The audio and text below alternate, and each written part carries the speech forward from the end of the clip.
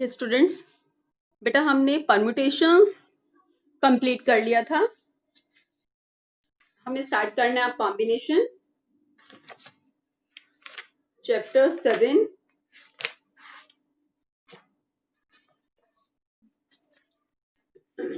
Permutation and combinations में permutations complete करके और हम आ गए हैं एक्सरसाइज 7.3 हमने कंप्लीट कर ली थी बेटा, जो कि परम्यूटेशंस पर बेस्ड है। इसके बाद हम स्टार्ट कर रहे हैं कॉम्बिनेशन। कॉम्बिनेशन क्या है? Combination means NCR। NCR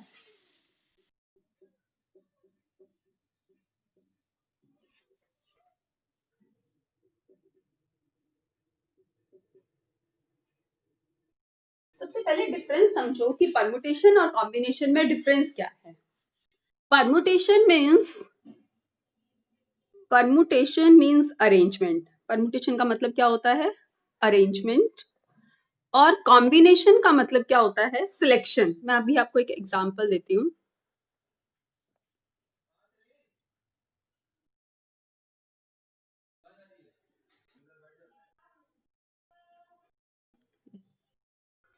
बेटा अगर हमें 3 स्टूडेंट्स को 3 सीट्स पर अरेंज करना है तो first seat would be occupied by 3 ways. First seat 3 ways से ऑक्युपाई हो सकती है। हम परम्यूटेशन सीख चुके हैं कि अगर 3 स्टूडेंट हैं, उन 3 स्टूडेंट को इन 3 सीट पर अगर आपको बिठाना है, अरेंज करना है, तो ये सीट 3 वेज से अरेंज हो सकती है, ये सीट 2 वेज से, और एक सीट बची और एक ही स्टूडेंट बचेगा लास्ट में। इट्स परम्यूटेशन मींस अरेंजमेंट कर रहे हैं हम यहाँ पर। और अगर मैं कहती हूँ 3 स्टूडेंट्स को सिलेक्ट करना है किसी क्लास से, 40 स्टूडेंट्स की एक क्लास है, इस 40 स्टूडेंट की क्लास में से कोई 2 स्टूडेंट सिलेक्ट करने हैं, ठीक है? That is selection. Selection means combination. कई बार बच्चे लिखा नहीं होता सिलेक्शन। जब सिलेक्शन लिखा नहीं होता तो आप कैसे देखेंगे? बेटा जब ऑर्डर मैटर करता है, जैसे कि यहाँ पर 3 स्टूडेंट्स हैं A, B और C, तो A, B, C, A, C, B, B, A, C, B, C, A, order matter कर रहा है ना बच्चे? यहाँ पर ABC अलग अरेंजमेंट है, ACB अलग अरेंजमेंट है, BAC अलग अरेंजमेंट है, BCE अलग अरेंजमेंट है। तो यहाँ पर ऑर्डर मैटर कर रहा है। Here order matters, order matter कर रहा है। अगर ऑर्डर मैटर कर रहा है तो क्या है वो? अरेंजमेंट, यानी कि वो क्या केस है? परम्यूटेशन का केस है। That is permutation. लेकिन अगर ऑर्डर मैटर नहीं कर रहा, मैं आपको एक एग्जांपल देती हूँ जिसमें ऑर्डर मैटर नहीं कर रहा। फॉर एग्जांपल, अगर 40 स्टूडेंट्स की एक क्लास में से एक मॉनिटर और एक काउंसलर सिलेक्ट करना है, यानी कि 2 पर्सन सिलेक्ट करने हैं, ठीक है? एक टीम बनानी है, सिटी में अलग अलग नहीं लिखती। एक टीम 2 पर्सन की एक टीम बनानी है, 3 पर्सन की एक टीम बनानी है, 3 पर्सन की एक टीम बनानी है।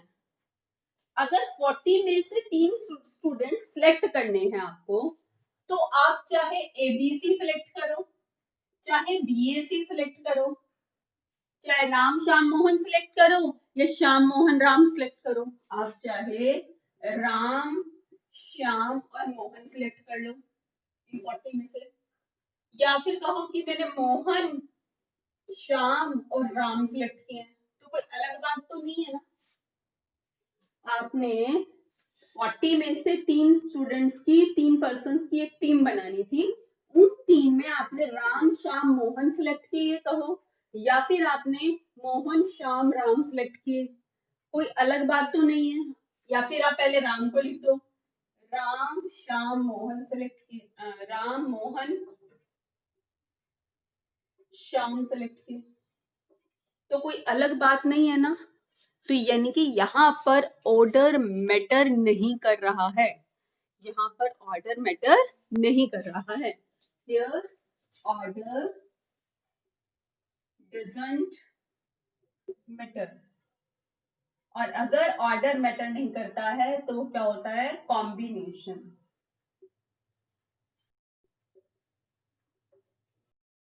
हाँ जी, क्या ये बात क्लियर हो गई आपको?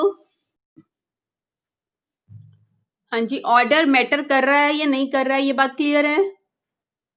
इस बात में कोई डाउट तो नहीं है किसी को? ठीक है, तो मैं आपसे एक क्वेश्चन पूछती हूँ। किसी एक पार्टी हॉल में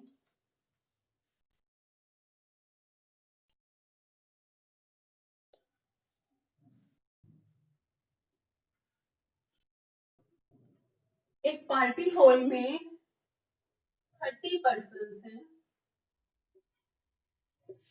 by how many ways by how many ways they can shake hand। सोचकर बताओ कि ये परमुटेशन है या कॉम्बिनेशन है।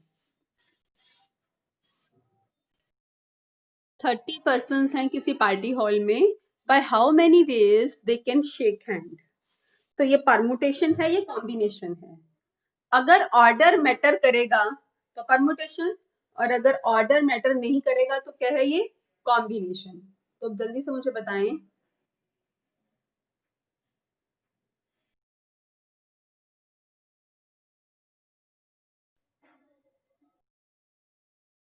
हाँ जी, सोच रहे हैं या फिर मैं बताऊं?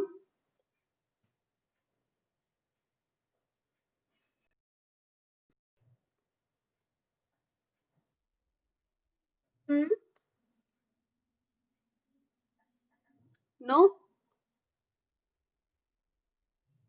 हाँ जी बेटा, अगर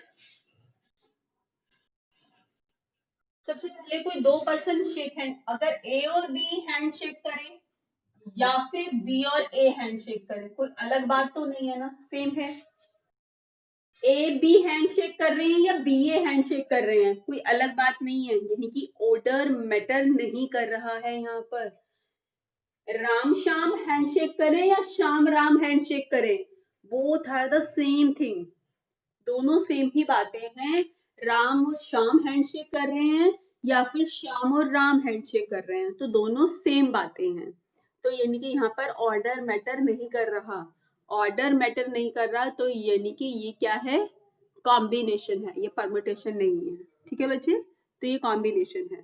तो अब मैं कॉम्बिनेशन कैसे अप्लाई करते हैं, कैसे सॉल्व करते हैं वो बता रही हूँ मैं, आपको पता चल जाना चाहिए अब क्वेश्चन को रीड करने से कि कॉम्बिनेशन है या फिर परमुटेशन, और हम क्वेश्चंस करेंगे तो आपको ज्यादा क्लियर होता चलेगा।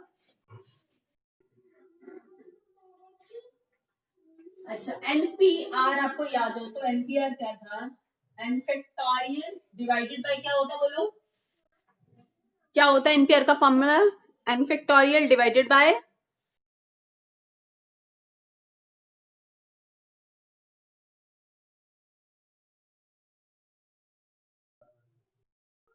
यस बच्चे, सब कुछ ब्लैंक है, आज तो कोई आंसर ही नहीं कर रहे हैं, क्या बात आज पढ़ने का मन नहीं था। N factorial divided by n minus, no, n minus r factorial.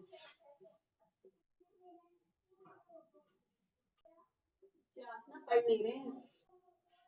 अब एनसीआर क्या होता है, nCr is n factorial divided by r factorial into n minus r factorial. ठीक है, एनपीआर होता था n factorial divided by n minus r factorial, और nCr क्या होता है, n factorial divided by r factorial into n minus r factorial. ठीक है, अच्छा, अब कुछ प्रॉपर्टीज बता रही हूँ मैं। 8C3 सॉल्व कर रही हूँ मैं और 8C5 सॉल्व कर रही हूँ। एनसीआर कैसे ओपन करते हैं, n factorial divided by r factorial into n minus r factorial. n factorial divided by r factorial into n minus r factorial. दोनों क्या आए, इक्वल आए ना, तो 8c3 is equal to 8c5. इसका मतलब अगर मैं लिखूं 7c2 तो किसके इक्वल होगा, 7c5 के इक्वल होगा.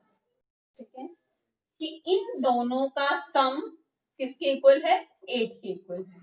तो NCR किसके इक्वल होता है, NC इन दोनों के डिफरेंस के. NCR is equal to NC और दोनों का डिफरेंस 8 और 3 का difference 5. NCR is equal to, ऊपर तो सेम, फिर इन दोनों का डिफरेंस 5. तो NCR किसके इक्वल होता है, NC n माइनस R. तो अगर मैं कह सकती हूँ ये बात, if NCA equal to NCB, अगर ये इक्वल है, ऊपर NN सेम है ना, तो या तो A और B इक्वल होंगे, यानी कि 8C2 इक्वल टू 8C2, या तो A इक्वल टू B, और इन दोनों का सम किसके इक्वल होगा, N के इक्वल होगा. देख सकते हैं आप, 3 plus 5 equal to 8, 2 plus 5 equal to 7, R plus n minus R equal to 8. ये तो ये प्रॉपर्टी है कि if NCA equal to NCB then either A equal to B, या तो ये दोनों इक्वल ही है, या फिर इन दोनों का सम किसके इक्वल होगा, N के इक्वल होगा.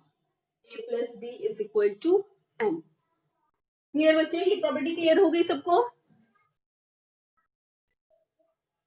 ये प्रॉपर्टी क्लियर है ना सबको.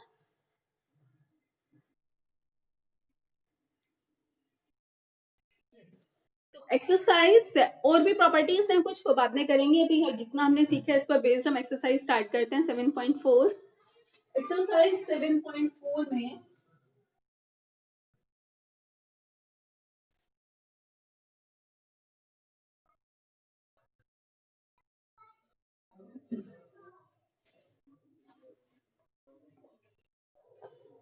क्वेश्चन नंबर फर्स्ट है, if NC8 is equal to NC2 then find NC2. अभी बेटा मैंने आपको एक प्रॉपर्टी बताई थी, if NCA equal to NCB then either A equal to B or A plus B equal to N. आप इस प्रॉपर्टी को अप्लाई कीजिए यहाँ पर, तो आप मुझे n की वैल्यू बता सकते हैं. Who will tell me the value of n here? Yes, good.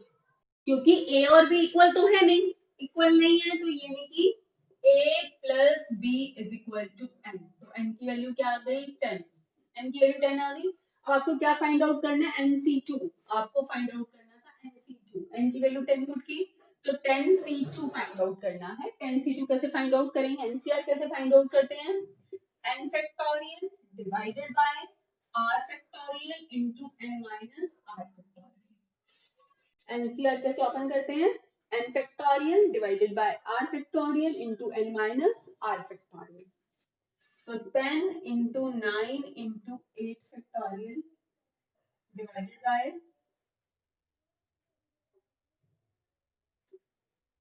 9 into 5. बेटा इसको करने का एक और मेथड भी है, हम बार बार तो जो है इतना पूरा पूरा ओपन करके लिखें. एनसीआर को ओपन करने का एक और मेथड क्या है, एन को आर जितने फैक्टर्स तक ओपन कर लो, यानी कि 10 को कितने फैक्टर्स तक ओपन करना है, 2 फैक्टर्स तक. 10 को 2 फैक्टर्स तक ओपन कर लिया, n को r जितने फैक्टर्स तक ओपन कर लो, यानी कि 10 को 2 फैक्टर्स तक ओपन कर लिया, डिवाइडेड बाय r फैक्टोरियल. ऐसा लिखने से ना जो कैंसिल आउट होने वाली टर्म्स होती है ना वो नहीं आती, सीधा यही आ जाता है. ठीक है, पूरा ओपन करना चाहो तो पूरा ओपन करो, तो कैंसिल आउट करोगे तो आ जाएगा. और अगर आपको 2-3 बार करने के बाद ये प्रैक्टिस में बन जाता है कि n को r जितने फैक्टर्स तक खोलो और डिवाइडेड बाय r फैक्टोरियल। तो ये थोड़ा शॉर्टकट हो जाता है, वो कैंसिल आउट वाली टर्म्स आती ही नहीं है जो कैंसिल आउट होनी होती है। ठीक है, तो n factorial by r factorial into n minus r factorial solve कर लिया, या फिर सीधा n को r जितने फैक्टर्स तक ओपन किया यानी कि 10 को 2 फैक्टर्स तक ओपन किया डिवाइडेड बाय r फैक्टोरियल यानी कि 2 फैक्टोरियल। ये था बच्चे क्वेश्चन नंबर फर्स्ट। इसके बाद question number second,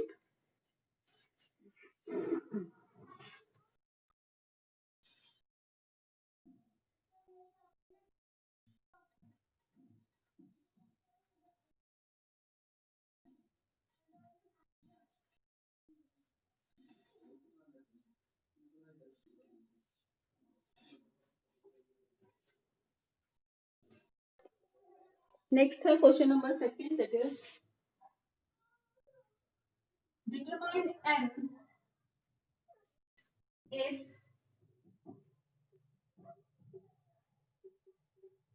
2nC3 ratio nC2 is equal to 12:1। और सेकंड है 2nC3 ratio nC3 is equal to 11:1।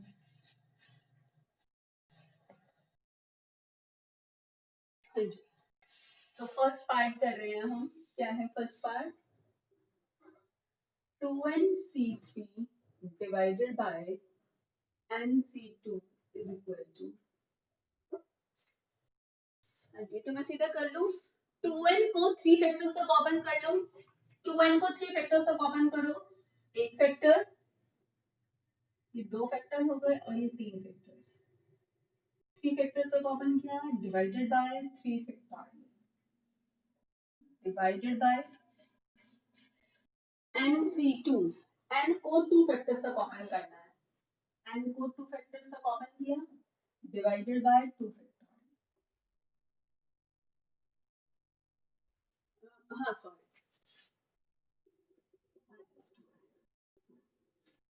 2n को 3 फैक्टर्स तक ओपन किया divided by r factorial, n को 2 फैक्टर्स तक ओपन किया divided by 2 factorial is equal to 12/1। Solve कर लीजिए अब इसे, तो क्या आएगा, यहां से हम 2 कॉमन ले लें, क्या है ये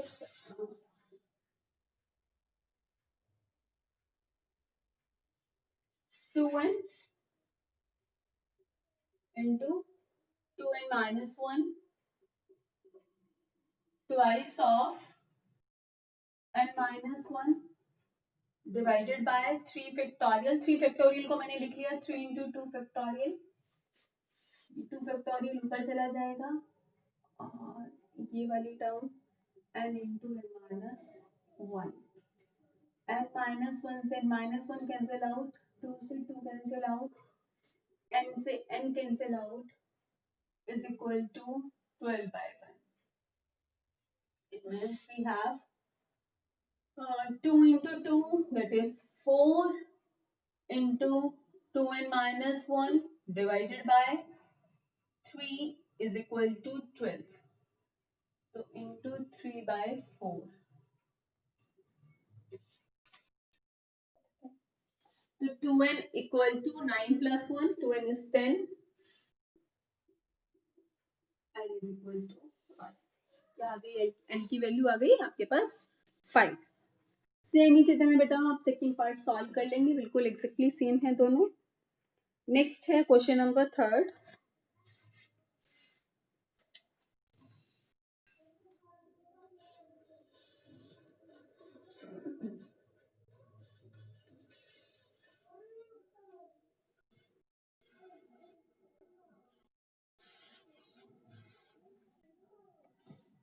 क्वेश्चन नंबर थर्ड है how many chords can be drawn through how many chords can be drawn through 21 points on the circle, 21 points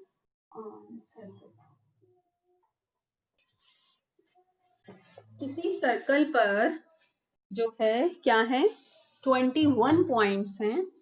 in 21 point से कितनी कोड्स ड्रॉ की जा सकती हैं? पहले तो मुझे बताओ, कोड किन, अगर यहाँ पर कोई 21 पॉइंट्स हैं, ठीक है बेटा, कोड जब ड्रॉ करेंगे किन्हीं दो पॉइंट्स को ज्वाइन करने से कोड ड्रॉ होगी ना। तो n कितना है, टोटल पॉइंट्स कितने हैं 21, और कितने पॉइंट्स को ज्वाइन करने से कोड ड्रॉ होगी, 2 पॉइंट्स को। तो r कितना हो गया बच्चे, 2, क्योंकि कोड कैसे ड्रॉ होगी, by joining 2 points, by joining 2 points. तो r कितना हो गया 2 और n कितना है 21। अब आप मुझे बताओ कि ये परमुटेशन का केस है या कॉम्बिनेशन का, और with reason, who will tell कि ये परमुटेशन का केस है या फिर कॉम्बिनेशन का, विद रीजन बताना है वाई।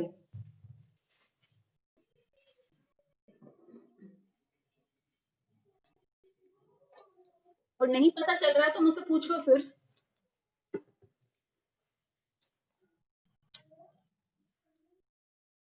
हाँ जी, सोच रहे हैं।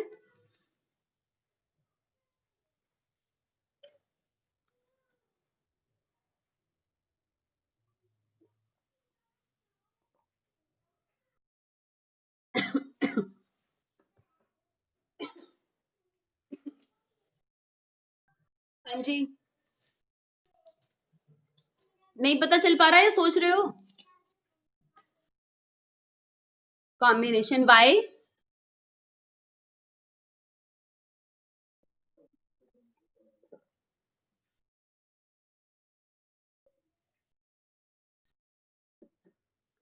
आर कोई भी 2 पॉइंट्स ले सकते हैं।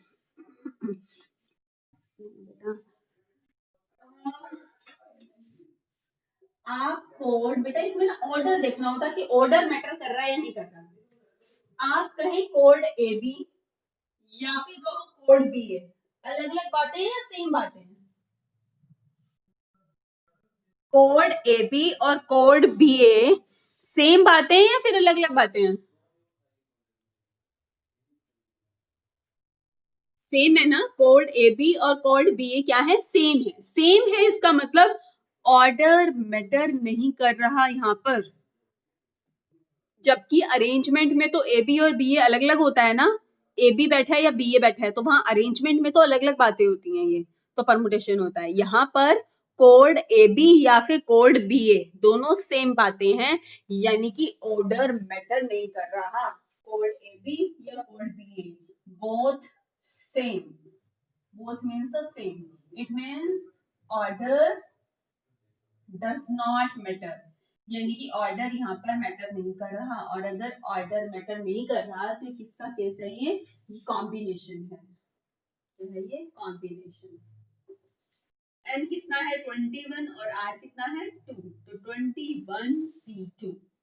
इतनी कोड्स ड्रॉ की जा सकती हैं through the 21 points on the circle. अब एनसीआर कैसे ओपन करते हैं, एनसीआर ओपन करते हैं n factorial divided by r factorial into n minus r।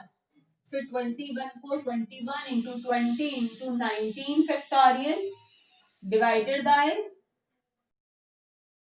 ठीक है।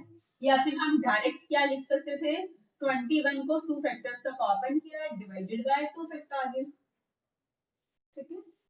तो सेम 21 टू 20 अपॉन 2 फैक्टोरियल, इतनी कॉर्ड्स ड्रॉ की जा सकती हैं। ये था बेटा question number 3। After that question number 4 है,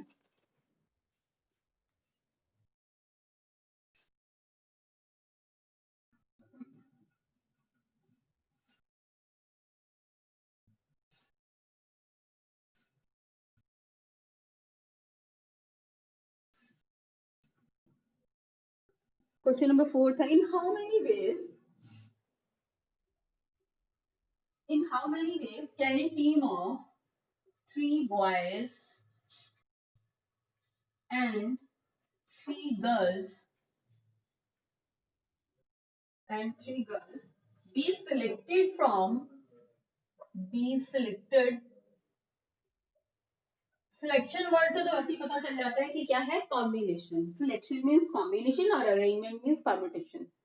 क्या करना है, 3 बॉयज और 3 गर्ल्स की एक टीम सिलेक्ट करनी है. कहां से, फ्रॉम 5 बॉयज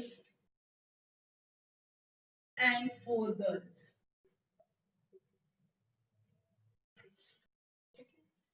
अब बच्चे, और आप सिलेक्शन वर्ड से तो पता चल ही रहा है कॉम्बिनेशन, और हम कैसे देख सकते हैं कि ये कॉम्बिनेशन है, क्योंकि टीम सिलेक्ट करनी है.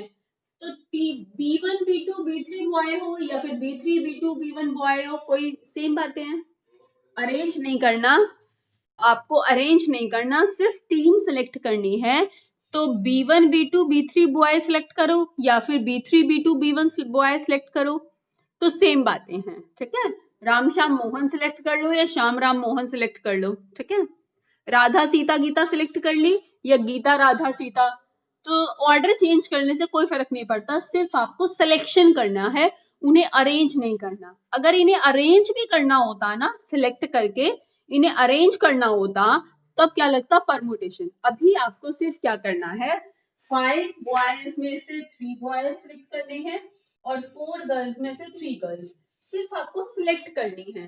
अगर इतनी सिलेक्ट करने के बाद इन्हें अरेंज भी करना होता ना कहीं पर, तब आप परमुटेशन लगाते. अब आपको इन्हें अरेंज नहीं करना, सिर्फ सिलेक्शन करना है. 5 बॉयज में से 3 बॉयज का और 4 गर्ल्स में से 3 गर्ल्स का. तो 3 boys from 5 boys can be selected by, can be selected by 5C3 ways and 3 girls select करनी है. 3 girls from 4 girls can be selected by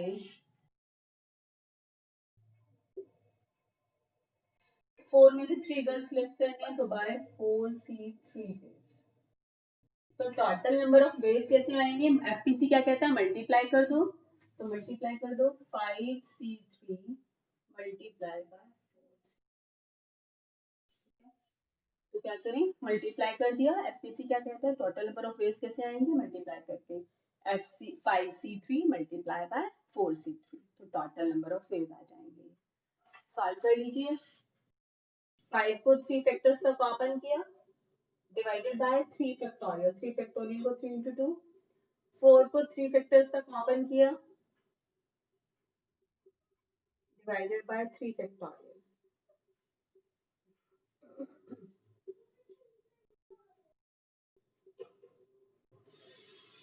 क्या आ गया आंसर, 40. ये था question number 4. After that question number 5 है.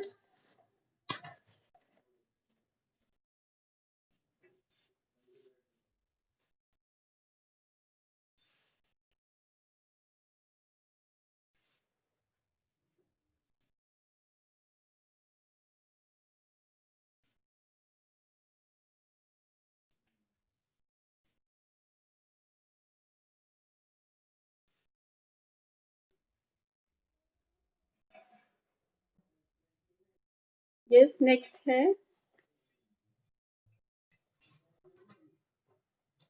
Question number 5 है बेटा. Find the number of ways of selecting 9 balls from 9 balls select करनी है from 6 red balls, from 6 red balls, 5 white balls, 5 white balls, 9 ball select करनी है. कहां से, 6 red balls हैं, 5 व्हाइट बॉल्स हैं and 5 blue balls, and 5 blue balls. If each selection consists of 3 balls of each color, 3 balls of each color. इसका मतलब क्या है, जो 9 बॉल सिलेक्ट करनी है इसमें 3 बॉल्स ऑफ ईच कलर, यानी कि 3 क्या होनी चाहिए रेड, 3 व्हाइट और 3 क्या होनी चाहिए ब्लू।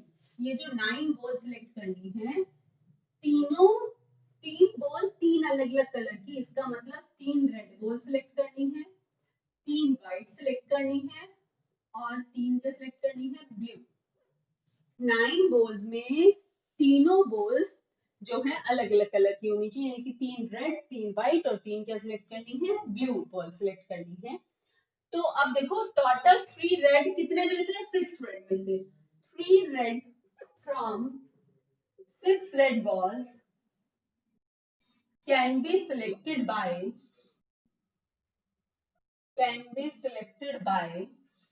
6 C 3 ways। ठीक है, 3 red from the 6 red can be selected by 6 3 ways। अब 3 जो है व्हाइट, 5 व्हाइट में से 3 व्हाइट सिलेक्ट करनी है, 3 white from 5 white balls can be selected by 5 C 3 ways।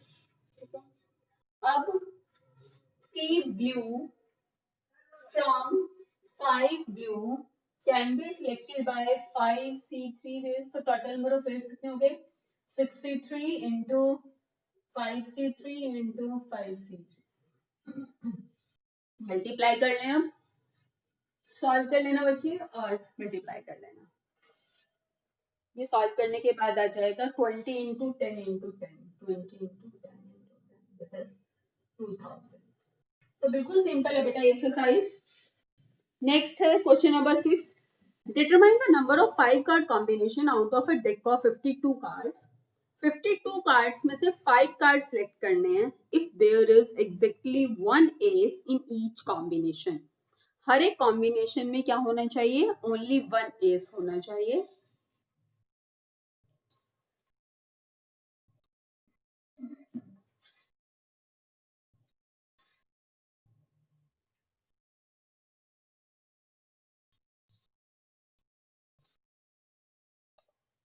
Next question number 6 है number of 5 card combination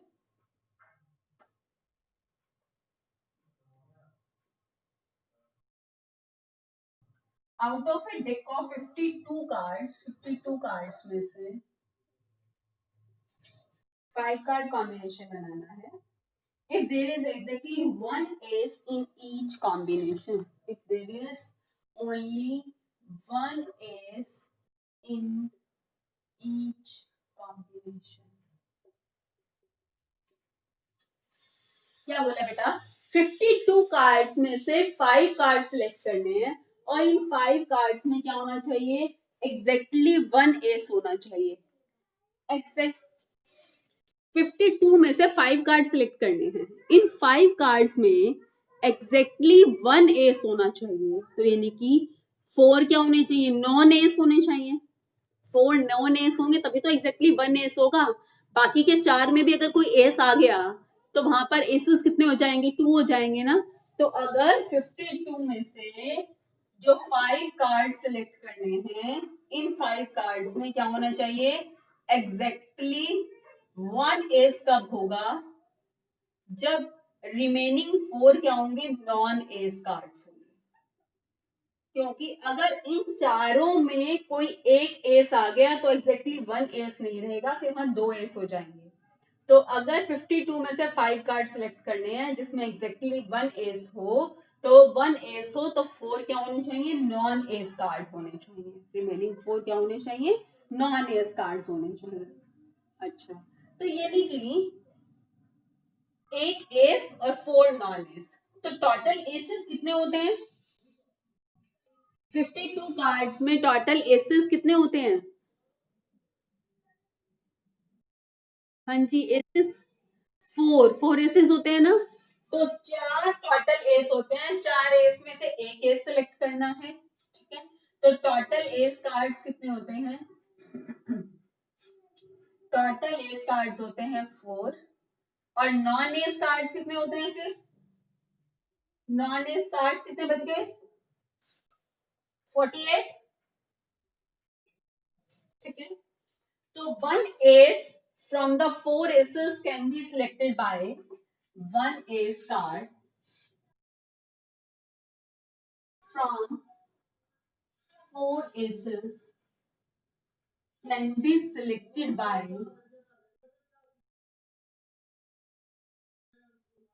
4C1 ace. ठीक है, and four non ace from the 48 non ace, four non ace from 48 non ace cards can be selected by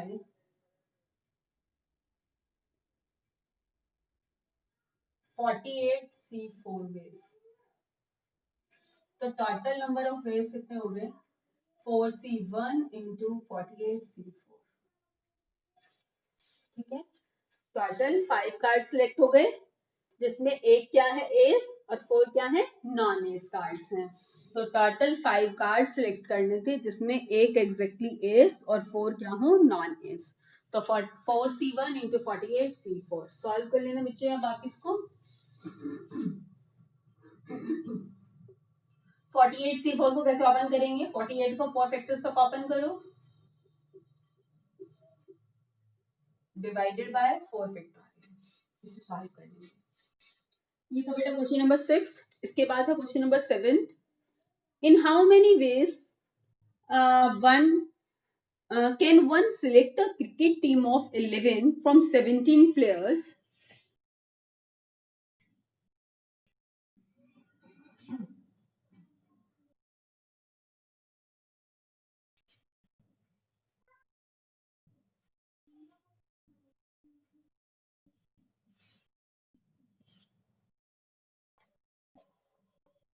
Question number 7 है. In how many ways can one select a cricket team of 11? 11 की एक cricket team बनानी है 11 members की.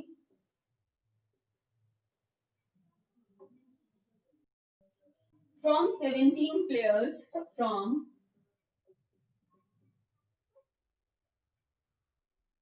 17 players में से 11 की एक क्रिकेट टीम बनानी है. One select a cricket team of 11 from 17 players in which 5 players can bowl, in which 5, जो 11 की क्रिकेट टीम बनानी है इसमें 5 तो क्या होने चाहिए बॉलर्स. 5 कैन बॉल, तो 5 तो क्या होने चाहिए बॉलर्स होने चाहिए इन 11 में. 5 players can bowl if each cricket team of 11 must include just a minute, मैं एक बार फिर से रीड करती हूँ क्वेश्चन को ध्यान से. In how many ways can one select a cricket team from 17 players in which 5 players can bowl? जो 17 है उनमें से 5 बॉलर्स हैं. जो 17 प्लेयर्स हैं इनमें ये जो 17 टोटल प्लेयर्स है ना, इनमें 5 क्या हैं 5 बॉलर्स हैं. तो बैट्समैन कितने हो गए 12 जो है बैट्समैन है. इसका मतलब ये बताया नहीं गया, ये फिर अंडरस्टूड है. आपको बोला है टोटल 17 प्लेयर्स हैं, 17 प्लेयर्स में से 5 बॉलर्स हैं. तो 5 बॉलर्स हैं तो बैट्समैन कितने हो गए 12. अब जो 11 की क्रिकेट टीम बनानी है उसमें क्या बोला गया है इन विच 11 मस्ट इंक्लूड एग्जैक्टली 4 बॉलर्स. इन 11 में क्या होने चाहिए एग्जैक्टली 4 क्या होने चाहिए बॉलर्स होने चाहिए. बच्चे 4 बॉलर्स होने चाहिए, तो बैट्समैन कितने होने चाहिए? तो बैट्समैन कितने होने चाहिए 4 बॉलर्स होने चाहिए. तो 11 की टीम हाँ 7, तो 7 क्या होने चाहिए बैट्समैन होने चाहिए. अब बना लीजिए 5 बॉलर्स में से 4 बॉलर सिलेक्ट करने पड़ेंगे और 12 बैट्समैन में से 7 बैट्समैन सिलेक्ट करने पड़ेंगे. 4 bowlers from 5 bowlers can be selected by 5C4 ways and 7 batsmen from 12 batsmen can be selected by 12C7 ways. तो टोटल नंबर ऑफ वेज कितने हो गए 12C7 इंटू 5C4। सॉल्व कर लेंगे बेटा आप वापस से। नेक्स्ट है question number 8। A bag contains 5 black balls, 6 red. 5 black हैं 6 रेड हैं। Determine the number of ways in which, और क्या सिलेक्ट करना है 2 ब्लैक एंड 3 रेड। ये आप कर लेंगे बच्चे। 5 ब्लैक और 6 रेड है। 5 ब्लैक एंड 6 रेड, और जो सिलेक्ट करनी है वो क्या बोला है 2 black and 3 red. 2 black and 3 red. तो 5 ब्लैक में से 2 ब्लैक, 5 से 2, और 6 रेड में से 3 रेड, तो 6C3। तो कितने आ गए 5C2 इंटू 6C3। ये था बेटा question number 8। After that question number 9 है। In how many veg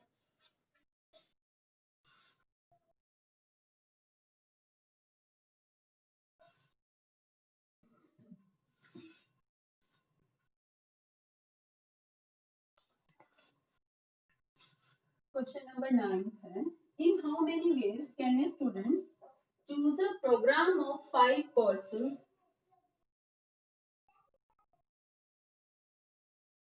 if 9 courses are available। Total 9 courses available हैं और इन 9 कोर्सेज में से 5 कोर्सेज सिलेक्ट करने हैं and 2 specific are compulsory. Specific are compulsory,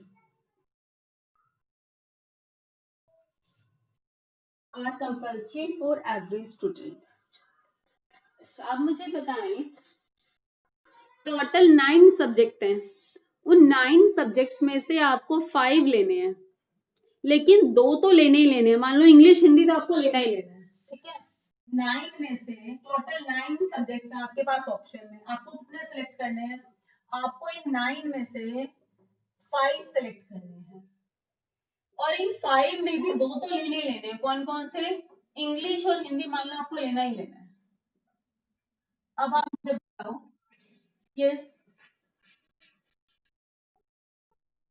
just a minute.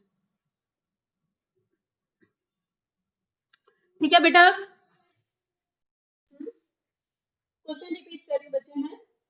Total 9 subjects हैं, आपको 9 में से 5 सब्जेक्ट्स सिलेक्ट करने हैं। आपको 5 सब्जेक्ट लेने हैं। इन 5 में से भी ना 2 तो लेने ही लेने हैं। मान लो मैंने कह दिया इंग्लिश और हिंदी तो लेने ही लेने हैं। अब आपको कितने में से कितने सब्जेक्ट सिलेक्ट करने हैं मुझे बताओ। अब आपको कितने में से कितने सब्जेक्ट सिलेक्ट करने हैं। टोटल 5 लेने थे, जिनमें से इंग्लिश हिंदी तो लेने ही लेने हैं। टोटल 9 थे, 9 थे ऑप्शंस में। अब कितने में से कितने लेने हैं मुझे बताओ। कितने में से कितने सिलेक्ट करने पड़ेंगे।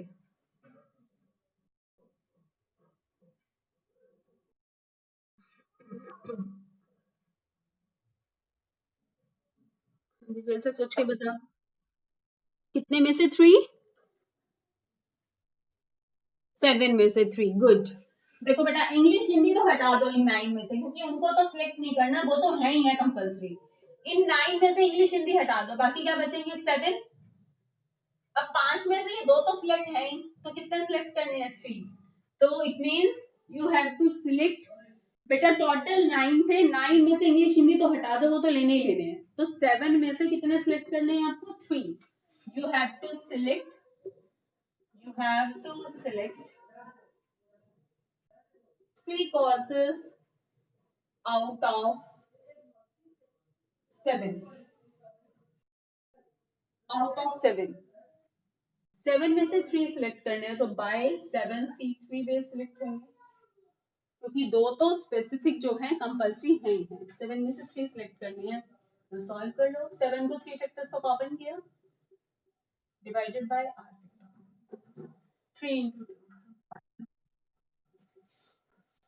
तो टोटल कितना आ गया 35। टोटल नंबर ऑफ वेज कितने हो गए 35। ठीक है बेटा, इसके साथ ये एक्सरसाइज कंप्लीट हो जाती है और हम कल जो है कंटिन्यू करेंगे मिसलेनियस। मिसलेनियस में कुछ क्वेश्चंस हम कर चुके हैं परमुटेशंस के, और रिमेनिंग जो है हम कल करेंगे। ठीक है। You may leave now.